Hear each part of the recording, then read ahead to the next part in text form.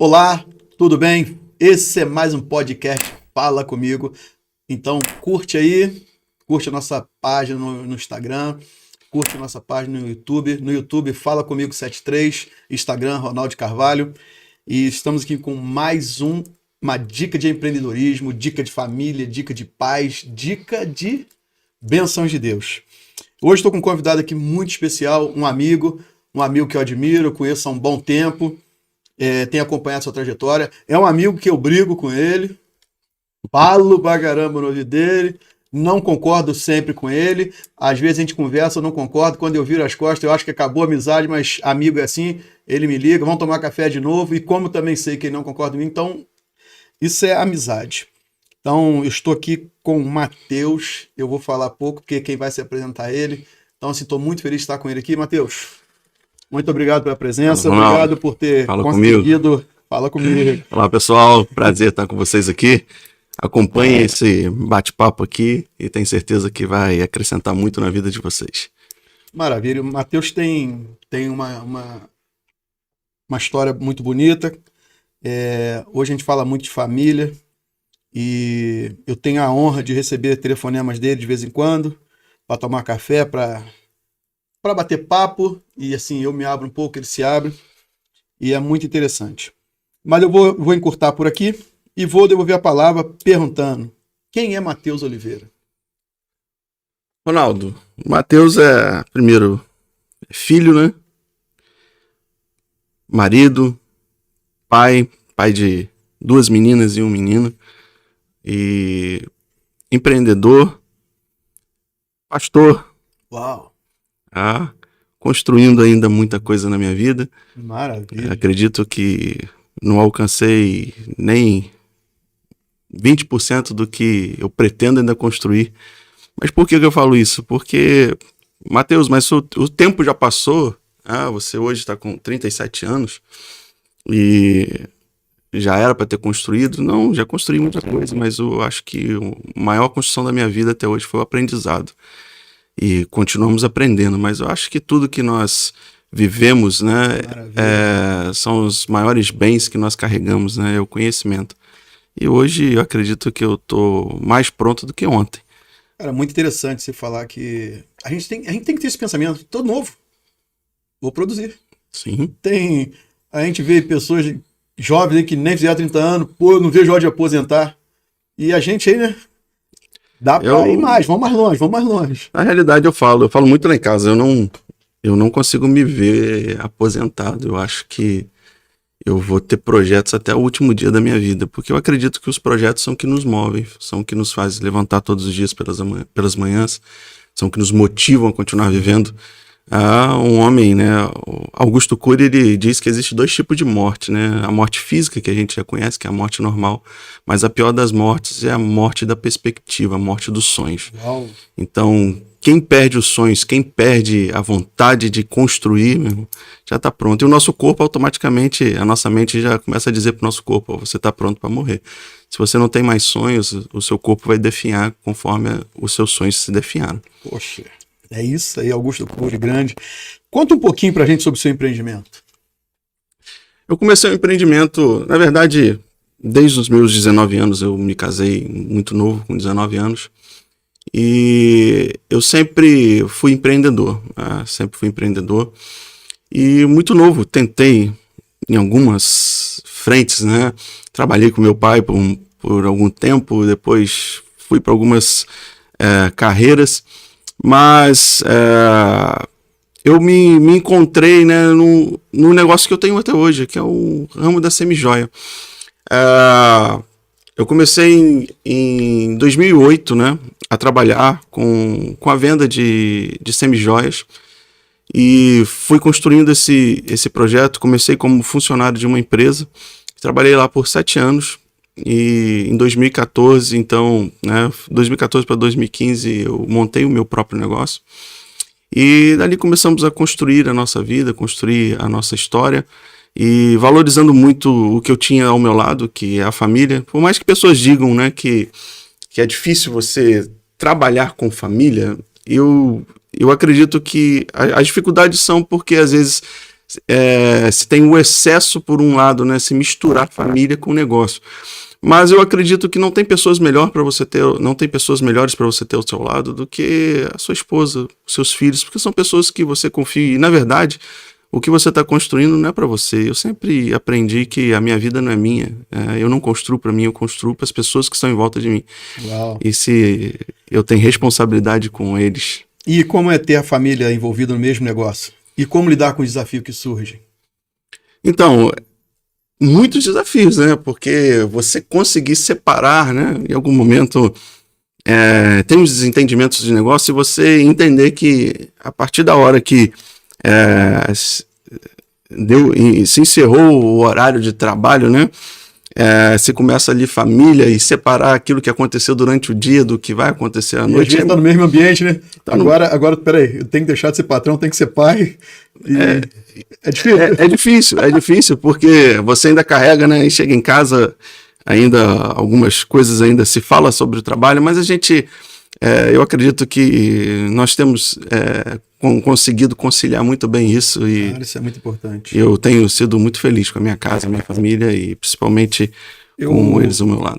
Foi bom ter você falar sobre a família estar envolvida, que já ouvi de filhos falar que trabalhar com meu pai é muito difícil, não trabalho com meu pai, e deve dar uma tristeza, né, você ter um filho e ver ele trabalhando às vezes com um concorrente, com outro, numa outra empresa, deve ser muito difícil, né? O grande problema é que em algum momento a gente precisa se policiar, porque às vezes nós vamos cobrar dos nossos filhos além do que cobraríamos de uma pessoa que não é da família. Por mais que eu acredito que eles precisam carregar uma responsabilidade maior, porque eles também são donos, né? Então, peraí, deixa eu tentar entender. Achei legal o que você falou. Então, quer dizer que quando o seu filho é seu funcionário, você tem que se policiar em dobro para não cobrar dele a postura de um filho lá no horário comercial. Sim. Interessante. Porque às vezes você quer cobrar do seu filho no local de trabalho uma honra a um pai, e não é um pai, é um patrão. E é isso que é a dificuldade de separar, mas você precisa entender também, porque às vezes pode existir uma mágoa, né? Sim. Porque o meu filho não falou comigo de uma maneira que não era para falar, mas assim, você tá num ambiente de trabalho, e querendo ou não, um ambiente de trabalho, né, ele em alguns momentos ele tem o seu pico de estresse, né, devido a N situações, N coisas que podem acontecer de dar errado. Nem tudo dá certo, né? Nem todos os dias tudo dá certo. Nós temos que estar pronto para se levantar para resolver situações, né? Deixa eu te perguntar um negócio aqui, é até meio engraçado. Imagina, já teve um caso lá na tua empresa? Sua filha, as duas meninas que trabalham com você, né? E a esposa. Já teve algum dia deles apresentar algum atestado e ficar em casa? Não, né? Já, assim, um atestado não. Mas já teve dias, né? Já teve situações de falar assim: quer saber, eu vou embora para casa, que hoje já deu para mim. Isso já aconteceu algumas vezes, né? Eu não trabalho. Eu tenho uma pessoa que trabalhou comigo hoje, ele não trabalha mais, mas é um filho que sempre esteve comigo, que é o Davi. E já teve momentos de eu cobrar dele e ele, eu vou embora e sair. E a gente fica assim, né? Magoado. Mas depois você acaba ligando e fala, cara, vem embora, vem fazer o que você tem que fazer. Não tem jeito. Mas, assim, o importante de tudo, sabe o que é, Ronaldo? Que no meio de todas as situações difíceis, nós temos mais momentos de prazeres, né?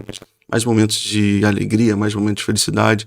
Quando nós olhamos e sabemos que estamos construindo algo, toda construção ela tem os seus impedimentos em algum momento, tem as suas dificuldades, mas eles não podem nos permitir parar, né? Eles não podem tirar de nós a vontade de continuar. E esse é um grande segredo do empreendedorismo, você ser firme, constante e abundante, que é até um segredo do apóstolo Paulo, né? Ter firmeza, constância e abundância. A Bíblia é fantástica. Para você que nunca leu a Bíblia, meu irmão, a Bíblia tem todos os segredos que você precisa para viver bem. Então, pratique a leitura bíblica que você vai crescer muito. Como aquele nosso amigo, pastor Eduardo, sempre fala, né? Leia pelo menos um versículo diariamente. Então, assim... eu também vi uma frase esses dias, estava conversando com um amigo, eu acho até que, de tanta crítica, né? Poxa, a pessoa está na igreja, não mudou, e eu falei assim, mas a pessoa que se aproxima de Deus, lê uma Bíblia, vai para a igreja, se você achar que ela melhorou, mas observe se ela se tornou alguém menos pior, né? Eu costumo dizer que a melhoria é difícil, né? Porque quem melhora, piora de novo. Então eu gosto de falar de transformação. Transformação. Pessoas que são transformadas, porque desde que você muda de verdade a tua mente, muda a sua maneira de enxergar, não é que você vai deixar de ter os problemas que você teve na sua vida o tempo todo, não, mas você vai aprender a lidar melhor com eles. E ninguém muda para quem não quer ver mudança em ninguém, né? Não. Eu não quero ver mudança em você, eu nunca vou ver sua mudança. É interessante que a gente tem o hábito de ver defeitos em todo mundo e não se enxergar. Às vezes achamos que todos que estão em volta de nós são os problemáticos e às vezes nós somos o pilar do problema na vida de pessoas. Verdade. No casamento tem muito disso, né? Eu me lembro de uma vez eu falei, caramba, meu casamento tá muito difícil. E a gente teve a decisão de anotar o que a gente não gostava no outro. Então, assim, as qualidades e os defeitos. Então, quando a gente para pensar, como o profeta fala, trazer a memória que me dá esperança. Então, assim, se trazer aquele período de paquera, aquele período de namoro, cadê aquela pessoa? A pessoa continua ali. Às vezes é a gente que quer mudar o nosso olhar. A gente está muito exigente. Então, você falou uma coisa interessante. Às vezes nós somos o pilar do problema. Somos nós que temos que mudar. Então, isso é muito interessante. E como empreendedor e cristão, o que você diz aí? Qual deve ser a mentalidade do cristão empreendedor? Justo, né? Eu acredito que um verdadeiro cristão, né?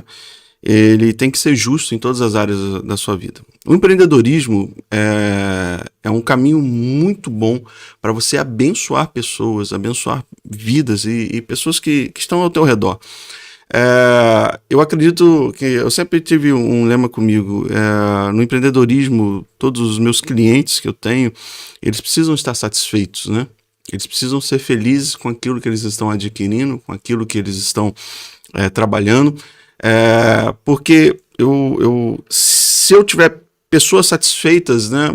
Se eu tiver pessoas que gostam do que eles estão vivendo, do que eles estão, eu vou fidelizar elas. E melhor do que ter muitos clientes é ter bons clientes e atendê-los bem. Então, logicamente, existem ramos diferentes de empreender, né? E tem aqueles que você acaba não lidando pessoalmente com o público, né? Que são aqueles empreendimentos que são mais rápidos, como tratando de lanchonete, supermercado, né? Fast food, pessoas que passam, entram e vão embora, mas o meu negócio não, o meu negócio você lida com as pessoas. Eu tenho clientes há 10 anos, né? Que continuam até hoje e a gente cria até um laço de amizade, né? De confiança. E eu acho isso muito bacana. No empreendedorismo, você conseguir abençoar pessoas com a ideia que você teve, com a ideia que talvez Deus um dia te deu, você usar isso para que pessoas também sejam prósperas e abençoadas. Uma coisa que eu gosto muito no cristão empreendedor ele sempre vê a oportunidade de criar laços de relacionamento, né? Ele não quer só levar um produto, às vezes ele quer criar laços de amizade, ser bênção na vida da pessoa, como que ela está. Eu tenho muitas questões assim que eu comecei negócios com pessoas e hoje não temos mais vínculo de negócios, vínculos empresarial, mas a gente tem vínculo de amizade assim incrível, que eu fico pensando às vezes como começou essa amizade, mas só sei que não quero que termine, porque é algo que é tão bom, né? Tão bom assim, eu preciso ser bênção na vida dessa pessoa, essa pessoa é bênção na minha vida, e, rapaz, eu acho isso incrível. E você me apresentou uma vez me parece que é seu tio, lá da Ilha do Governador. Eu me lembro que a cena, quando eu conheci ele descendo do carro, devagarinho, aquele senhor de uma boa idade, e daqui a pouco ele estava no altar, a gente viu ele um leão, né? Então, assim, o altar, quando você está preparado, você sobe no altar, você se sente um leão. Você se sente assim, né? E como foi a sua chamada para o ministério pastoral? Porque você é pastor. Sim. Eu sei da sua história, mas as pessoas aqui querem conhecer, que agora a gente está no empreendedorismo, mas por quê? O seu vínculo familiar te influenciou a isso? Essa garra de você ver seu tio, seu pai? Então, eu venho de uma família, né, pastoral, né, desde avô, tios, pai, né? Mas o meu chamado pastoral foi conflitante, porque eu jamais quis ser pastor. Jamais quis ser, jamais quis ser. A minha ideia, Ronaldo, era trabalhar, prosperar e ser rico. Na minha cabeça eu quero ser rico. E por isso que eu falo que hoje, com 37 anos, eu sou melhor do que eu era com 25 anos. Talvez na minha força física era melhor, mas a minha força mental, a minha capacidade mental, cara, é extremamente diferente. Se eu tivesse a minha mente com 25 anos, eu tinha começado muito mais cedo a dizer sim para Deus em algumas áreas da minha vida. E meu chamado pastoral foi conflitante. Eu nunca planejei ser pastor, nunca quis ser pastor, devido a entender que o verdadeiro ministério pastoral, quem tem o chamado, ele é prazeroso, você é muito feliz, logicamente, mas tem algumas situações, cara, que são muito complicadas no ministério pastoral. E a mais complicada no ministério pastoral é você precisar todos os dias estar bem, todos os dias estar com a cabeça erguida, sendo que em alguns momentos você está motivando pessoas precisando ser motivado, você está orando por pessoas precisando que alguém ore por você, porque as pessoas olham para um pastor e acham que ele é um super-homem, mas na verdade... Eu já cheguei a falar que a igreja tinha que ser formada de todo mundo ser pastor, para ela entender que o pastor daquela igreja, ele às vezes entra ali mais ferido que qualquer um. Sim. Mais cheio de dores que qualquer um. Mas ele busca uma força, que eu sempre falo, o poder da oração. O poder da oração é incrível. O meu chamado foi conflitante. Quando eu vi, eu estava num cenário e tinha um mar aberto na minha frente, mas se dependesse de mim, eu não entrava naquele mar.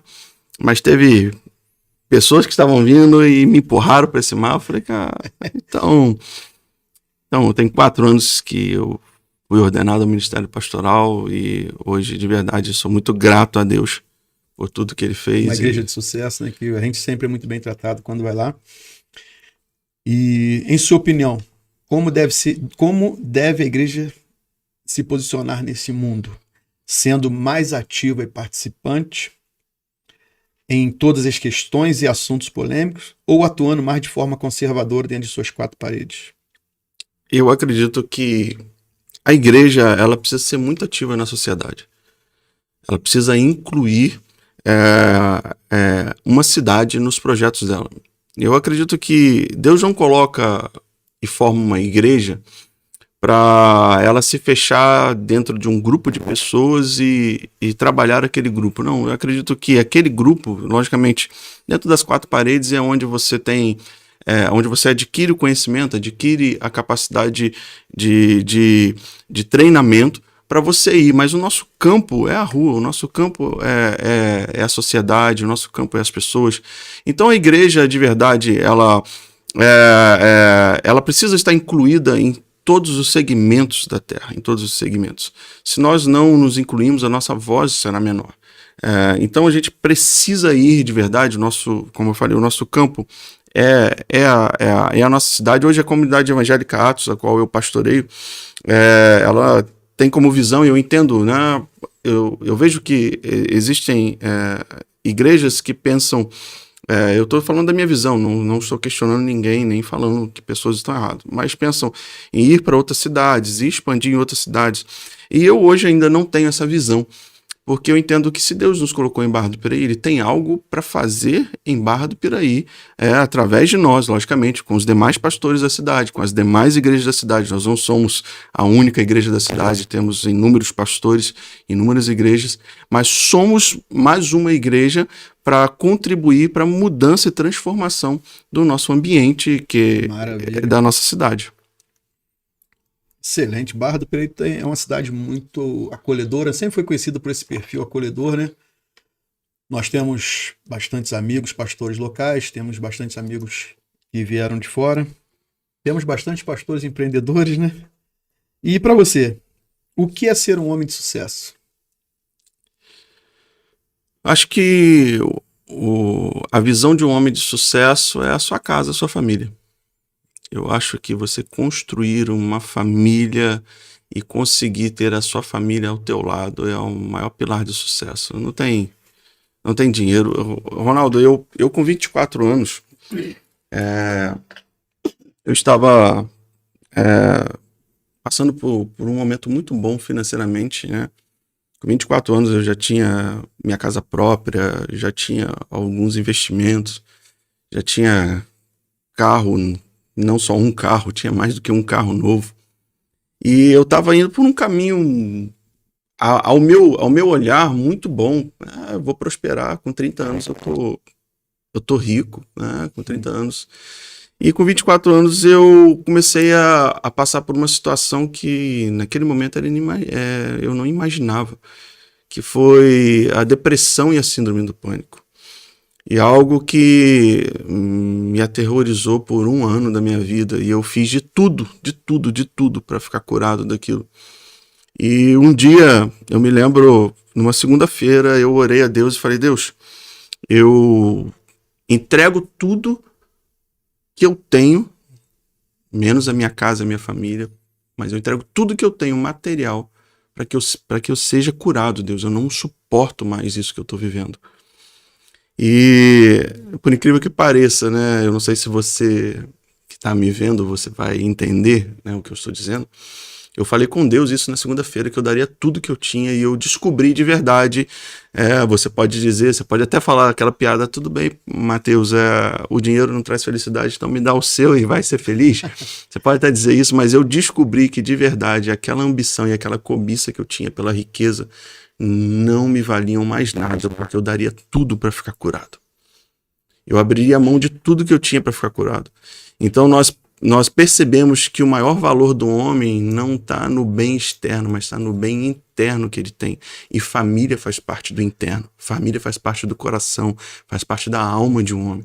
Então, um homem de sucesso, o verdadeiro sucesso dele está na tua casa, na tua família, nos teus filhos e, de verdade, também no legado que ele vai deixar para as próximas gerações.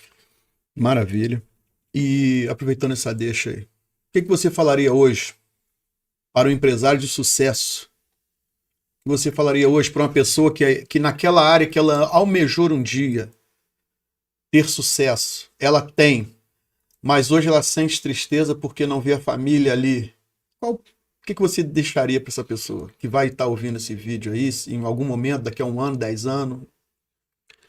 Então, o que eu falei, às vezes as pessoas acham que o sucesso é o crescimento financeiro, né? O crescimento patrimonial.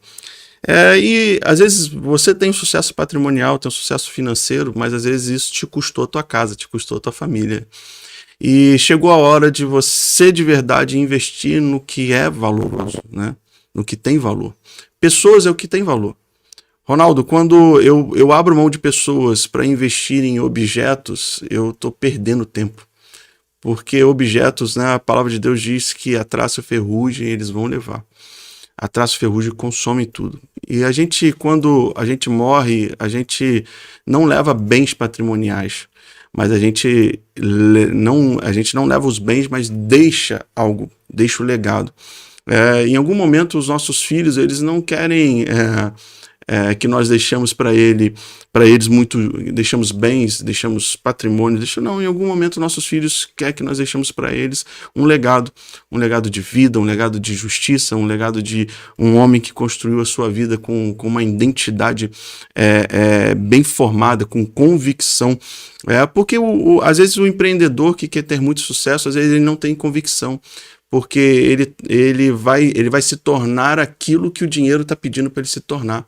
Em algum momento ele vai ser injusto porque o dinheiro fala mais alto. Em algum momento ele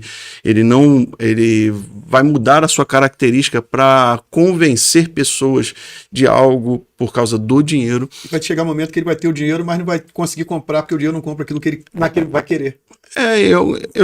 Esses dias eu falei com umas pessoas, com um casal, que eu falei assim: hoje a única coisa que vocês têm é o dinheiro, vocês não têm mais nada.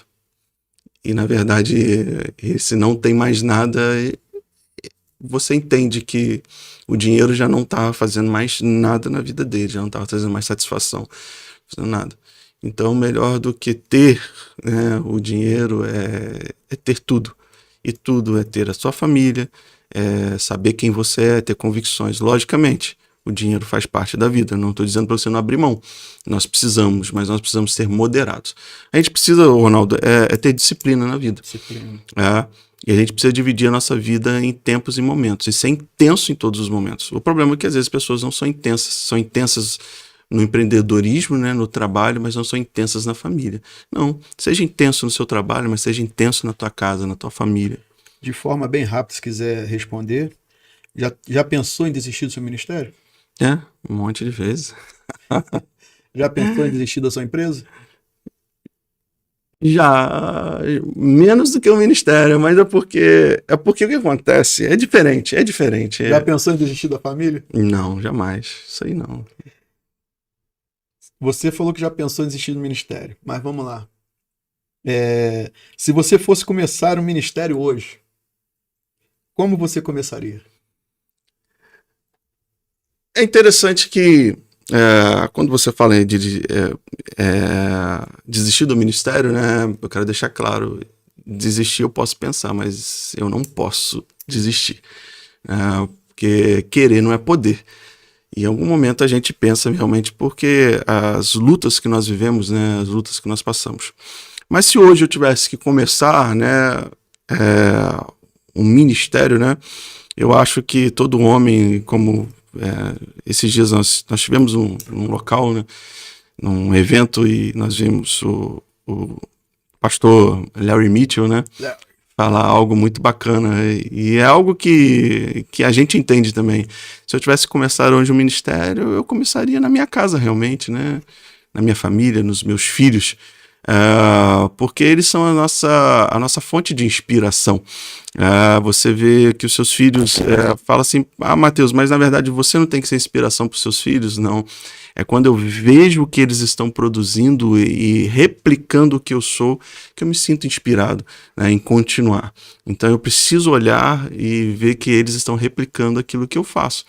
E não tem lugar melhor para começar um ministério do que na sua casa. Na verdade, hoje, todo homem ele é um sacerdote da tua casa. E você precisa ter essa responsabilidade. Você falou aí do Larry. Larry é um americano, então a gente pode falar o nome aqui que não é... O Larry, quantos anos ele falou que tem? 90? 84 anos. 84. E o Larry chamou muita nossa atenção quando ele foi ministrar a palavra. Subiu ele e o tradutor, né? Sim, Mateus, o tradutor. Mas não era eu. Mateus. E depois a gente estava até o grupo de amigos junto com o pastor Eduardo. E a gente depois brincando, a gente achava que ele estava tirando os bolsos do bolso, mas era o lenço, né? Uhum. Porque a Bíblia dele estava totalmente na cabeça, né? Sim. Todos os versículos, capítulos que ele ministrou estavam na cabeça, e é muito importante você ter as suas armas a pronto emprego. Sim. Porque, como você falou, pensar em desistir, já pensamos muitas vezes, mas a gente não pode desistir. E aquele já colocou a mão na arada não pode voltar atrás. E é muito interessante que tem crescido homens de nosso relacionamento, que têm lutado pelas suas famílias. Eu louvo muito a Deus, porque foram homens como você que me ajudou em oração, os valentes, que entraram em guerra comigo sobre a vida da minha filha, para que eu não perdesse minha filha, para que Deus cuidasse da minha filha, minha esposa em oração. Então, assim, eu valorizo muito quem usa as armas que tem. Existem campos de batalhas. Sim. E como você falou, quando a gente pensa em desistir, a gente está na batalha espiritual. E às vezes na batalha carnal, material, que é o cansaço físico. Então, cada arma, cada batalha, a gente tem que usar uma arma. E já sei até a resposta que ele vai responder aqui. Mas nesse momento, quando você pensou em desistir, mas não desistiu, as armas que você usou? Jejum? Oração? As armas que nós usamos, o pedaço de pau que chegou no espelho, vai desistir que eu te sento o pau. As armas que eu usei para não desistir, Como você já citou, né, o profeta Jeremias, lá no livro de Lamentações, capítulo 3, no verso 21, trazer à memória aquilo que me dá esperança. Eu me lembrei de tudo que eu já vivi na minha vida, de tudo que Deus já fez na minha vida. Eu me lembrei de quem é Jesus na minha vida, e de maneira nenhuma ele, quando subiu o Gólgota, ele desistiu de mim, ele desistiu de nós, ele desistiu de você de maneira nenhuma. Ele nunca pensou em voltar atrás, por mais que ele orou lá no Monte das Oliveiras, pedindo ao Pai que, se possível, passasse dele o cálice, mas ele, por mais que ele orou, ele jamais desistiu do projeto que era resgatar a nossa vida e mudar a nossa história. Então, de verdade, enquanto o ser humano tem uma alta capacidade de nos desmotivar, quando eu olho para o céu, eu sou altamente motivado por aquele que venceu a maior batalha que existiu até hoje na Terra, que foi Jesus. O Lamentações, livro muito interessante. Esse dia eu estava lendo também sobre Filemão, né? Filemão era um camarada rico, né? E Paulo escreveu a Filemão pedindo que ele cuidasse de alguém que ele ganhou na prisão. Me falhou o nome aqui agora. E Filemão era um cara muito rico. Mas interessante que o relacionamento de Paulo, quando Paulo escreve ali o único capítulo de Filemão, ele fala: conheço a tua obra e o zelo que tu tem por Cristo. Então, Filemão, para Paulo, que escreveu livros maravilhosos na Bíblia, inspira pessoas até hoje. É muito interessante a gente ser conhecido assim, por esse amor por vidas. Como você, o Zeca, você sempre fala muito disso. E também lá em Abacuque 2:2, né? Escreva a tua visão em tábuas, em letras grandes, em tábuas, para até quem passe correndo consiga ler. Essa é a visão que a gente escreve para que as pessoas conheçam a nossa visão. Agora, a tua visão, hoje no seu ministério, o seu coração queima por algo. Sim. Mas uma pergunta pessoal sua: você sabe onde você vai chegar? Sei aonde eu quero chegar. Aonde vou, eu não sei. Mas aonde eu quero, eu sou muito determinado. Nunca deixei de ser. Por mais que fala, Mateus, você acabou de dizer que você já pensou em desistir. Mas essa determinação e olhar para Jesus me faz continuar. Então, eu sou muito determinado aonde eu quero chegar, assim como sempre fui na minha vida profissional, hoje na minha vida ministerial. E aonde eu quero chegar no lugar mais alto que tem, servindo essa cidade de Barra do Piraí, servindo as pessoas que estão em volta, servindo as famílias que estão em volta. Quando eu falei no início aqui dessa entrevista que nem concordo com tudo, Mateus, que aí eu chego em casa, falava com a Thaís: Mateus é maluco. Mateus veio falar que vai fazer isso, quer fazer isso, fazer aquilo, Mateus é maluco.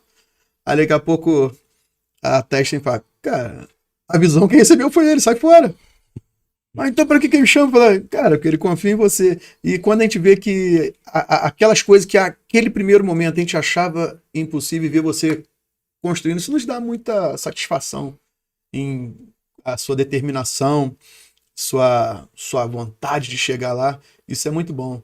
E por isso que eu te fiz essa pergunta de você sabe onde você vai chegar, onde você quer chegar, né? Então é muito interessante. E meus votos é que chegue. Estamos lutando. E lá nesse dia lugar, após dia. a gente se encontra lá e muito feliz. E a gente tem visto o que Deus tem feito na tua vida, na tua igreja. Foi muito bonito esses dias, através do seu Instagram, vendo seu filho. Tá quantos anos? Mateuzinho tá com 3 anos. 3 anos? Uhum. Mateuzinho imitando o guitarrista da igreja, pisando a pedaleira. Chegou a pisar, né? Deu até desregulada lá, mas com 3 anos. Interessante. Podia estar correndo, gritando, berrando, mas estava ali imitando. É interessante isso aí, as nossas ovelhas, né? Elas devem seguir o que a gente fala. Sim. Mas elas vão seguir com mais firmeza aquilo que a gente está fazendo, vão nos imitar. Sim. E você se sente feliz em saber que as pessoas estão fazendo o que você pede, ou você se sente mais feliz em saber que elas estão fazendo aquilo que você indica fazer, que é imitar a Cristo, como Paulo? Sede meus imitadores, como eu sou de Cristo. Sim. O que você acha disso? Hoje a gente não... até antes de Jesus, os homens tinham seus discípulos, né? Como Elias, Eliseu, né? Como João Batista teve. Mas depois de Jesus, nós não discipulamos para ter os nossos discípulos, nós discipulamos para Jesus. Eu sempre digo que eu não discipulo para mim. Eu não discipulo e não tenho discípulos do pastor Mateus, né? Eu discipulo para o reino de Deus. E não tenho problema nenhum, eu entendo até que o bom discípulo, ele precisa aprender a andar com as próprias pernas, né? O bom discípulo, ele precisa construir a sua carreira e a sua trajetória. E eu sou difícil de falar, Ronaldo, sou difícil de ensinar falando, eu prefiro ensinar mostrando, conduzindo. Eu sou o tipo de pessoa que eu sou esquisito. Eu não gosto de ser servido, eu gosto de servir, entendeu? E por isso que esses dias a gente estava construindo uma nova sala lá, né, para uma outra idade dos kids lá da igreja. E uma semana eu estava mais tranquilo, aí eu falei com a Fabiana, falei, olha, eu vou lá para a igreja que eu vou adiantar lá o que tem que fazer. E fui para lá emassar, pintar. E nisso, mais à tardezinha, chegaram alguns meninos lá, né?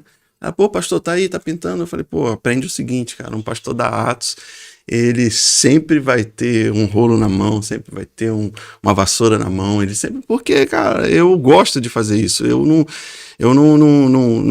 não aprendi a... Zelo pela casa de Deus, né? Sim. Ajudar a construir.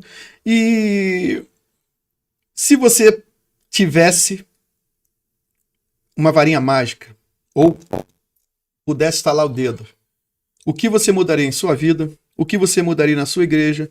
O que você mudaria na sua cidade? Rapaz, na minha vida eu mudaria muita coisa. Muita coisa. Uma das coisas que eu mudaria na minha vida é parar de se importar com o que as pessoas pensam de mim. Sim.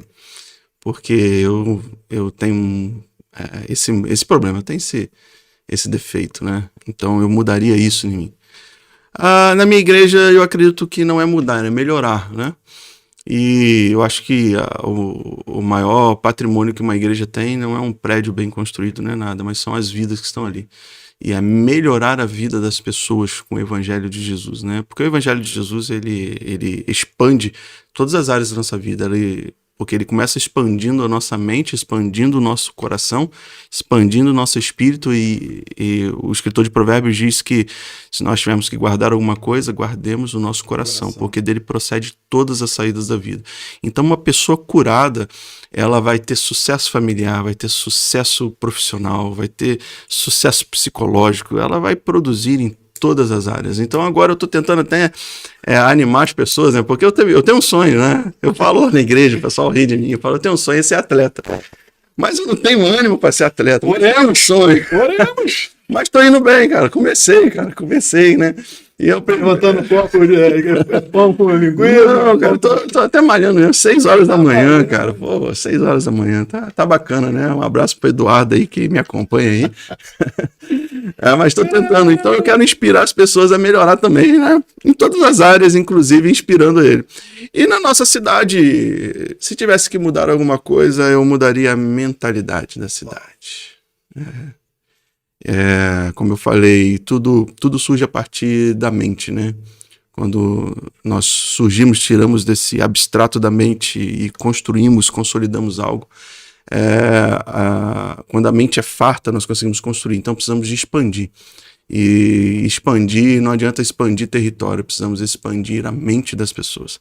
Porque um território com campo fértil, com 100 pessoas com mente expansiva para poder plantar e viver daquilo ali, né, cultivar naquilo ali, nós não vamos conseguir. Então, por isso que melhor do que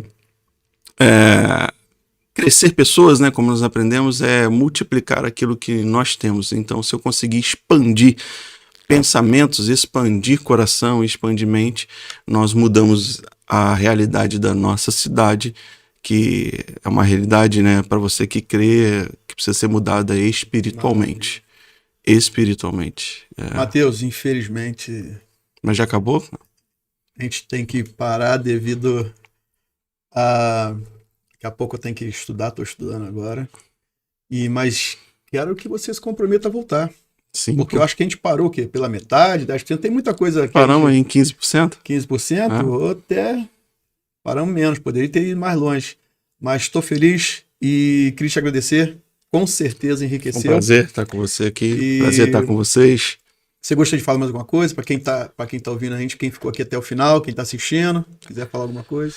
Então, queria agradecer por ter nos acompanhado aqui, né? Espero que possamos ter abençoado a vida de vocês. E sempre lembre de uma coisa, nunca pense em desistir, porque a tua vida não é sua, a tua vida são das pessoas que você tem em volta de você, a sua vida é de quem te deu a vida, e quem te deu a vida é o Criador dos céus e da terra, é o nosso Deus. Então não pare, não desista, tenha coragem, determinação, seja firme, constante e abundante, que você vai chegar onde você sonha. Que Deus possa abençoar. Obrigado, Ronaldo, obrigado por estar com você aqui. Muito obrigado, agradecer a Mentalidade 7x, www. Tem cursos maravilhosos, tá dando um show aí, você deve entrar em contato aí, www.mentalidade7x. Tá aqui, Instituto Mentalidade 7x.com.br. Acompanhe lá que você vai ser super abençoado. Mandar um abraço para o nosso amigo Luciano Quintanilha. Agradecer também ao Grupo Xerém, na família do Alcino, da Dona Luísa e as meninas Marcinha e Manuela. Nippon Flex, na pessoa do Zeca e Fernanda. A nossa assessoria jurídica, doutora Thaís Carvalho e Priscila Favieri, do escritório Carvalho e Favieri. Agradecer a Escudo Plus, na pessoa do senhor Rafael. E qual a sua empresa? Olhe Semijoias. Olhe Semijoias. Olhe de Oliveira. Olhe Semijoias. Então, muito obrigado a você que ficou com a gente até aqui.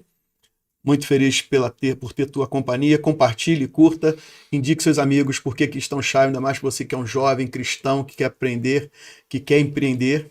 Você está no caminho certo assistindo, curtindo essa página, assistindo esses vídeos. Fique com Deus.